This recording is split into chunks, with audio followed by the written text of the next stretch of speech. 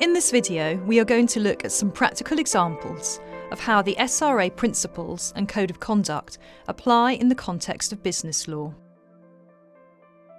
The SRA has two codes of conduct, the Code for Solicitors and the Code for Firms.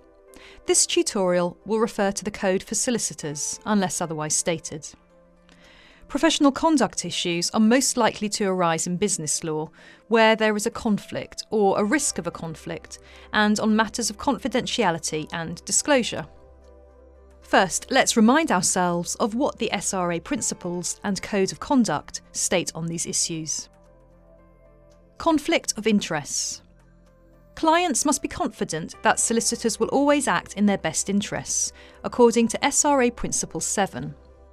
This confidence comes in part from the knowledge that solicitors will not be placed or allow themselves to be placed in a situation in which their duty to one client conflicts with their duty to another client or the solicitor's own interests.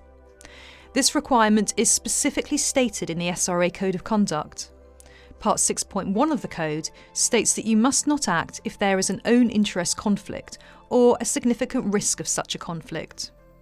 In most cases, this rule is unlikely to apply, as you will be acting for a company or its directors, shareholders, investors or lenders with whom you have no direct relationship other than as their professional legal advisor. Part 6.2 states that you must not act in relation to a matter or particular aspect of it if you have a conflict of interests or a significant risk of such a conflict in relation to that matter or aspect of it.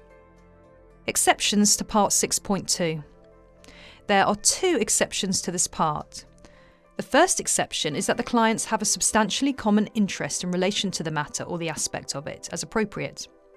Substantially common interest means there is a clear common purpose between the clients and a strong consensus on how it is to be achieved. In these circumstances, there is unlikely to be a conflict, as both clients want the same outcome and are unlikely to fall out over how that objective is achieved. It is worth noting, however, that whilst the transaction starts out with a strong consensus in achieving a substantially common interest, this may change as the transaction proceeds.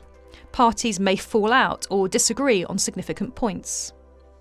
A solicitor must constantly assess whether a substantially common interest remains.